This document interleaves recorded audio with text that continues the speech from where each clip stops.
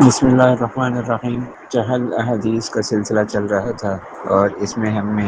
ایک حدیث مبارکہ پڑھی تھی، وَلَا تَمْشِ بِالنَّمِيمَةِ بَيْنَ الْأَخَوَيْنِ او کما قال علیہ الصلوۃ والسلام۔ اس حدیث مبارکہ کے ضمن میں ہم نے چغلی کی تعریف پڑھ لی، اور آج ہم چغلی اور غیبت میں فرق پڑھیں گے، کیونکہ یہ دونوں ہی ایسے گناہ ہیں جو حقوق العباد سے تعلق رکھتے ہیں۔ یہ حقوق اللہ میں سے نہیں ہے، حقوق العباد میں سے ہیں، اور یہ دونوں معاشرے میں پائی جانے والی بڑی عام برائیاں ہیں۔ تقریباً اکثر ہی لوگ ان میں مبتلا ہو جاتے ہیں، تو اس وجہ سے ان دونوں میں فرق کو مد نظر رکھنا ضروری ہے۔ سب سے پہلے آپ غیبت کی تعریف کو سمجھ لیں کہ غیبت کس کو کہتے ہیں۔ یہ ہم پہلے بھی پڑھ چکے ہیں، لیکن بہرحال دوبارہ ذکر کرنا اس لیے ضروری ہے تاکہ ایک تو یہ ہے کہ ریویژن ہو جائے،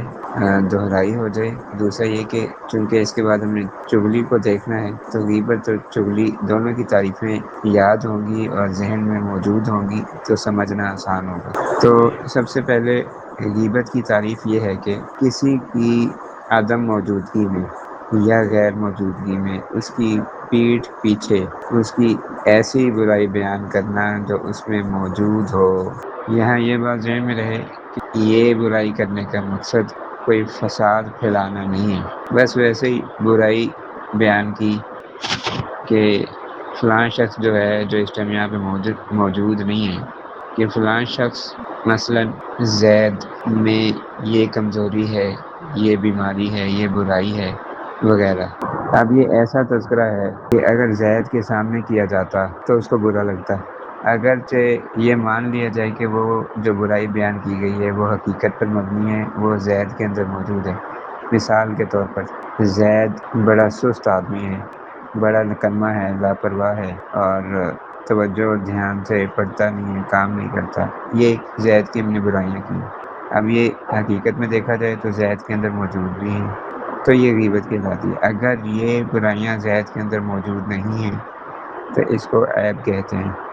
یا بہتان کہتے ہیں، اور کسی پر عیب لگانا، بہتان لگانا، جھوٹا الزام لگانا یہ غیبت سے بڑا گناہ ہے۔ دوسری طرف چغل خوری کو سمجھتے ہیں کہ چغلی کیا چیز ہے یا چغل خوری کس کو کہتے ہیں، تو اس کا عام سادہ سا مفہوم یہ ہے کہ لگائی بجائی کرنا، ایک شخص کی بات کو دوسرے تک پہنچانا اور باہم اختلاف پیدا کرنا،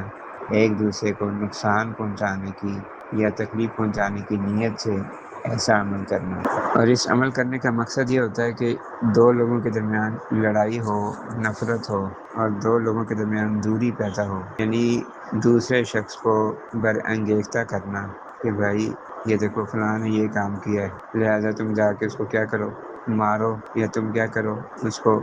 برا بلا کہو، گالیاں دو۔ چنانچہ ایک کتاب ہے شرح مسلم نبوی، اس کتاب کے جلد نمبر 1 جز نمبر 2 صفحہ 211 پہ امام نووی رحمۃ اللہ علیہ نے چغلی کی تعریف ان الفاظ میں کی ہے: لوگوں میں فساد کروانے کے لیے ان کی باتیں ایک دوسرے تک پہنچانا چغلی ہے۔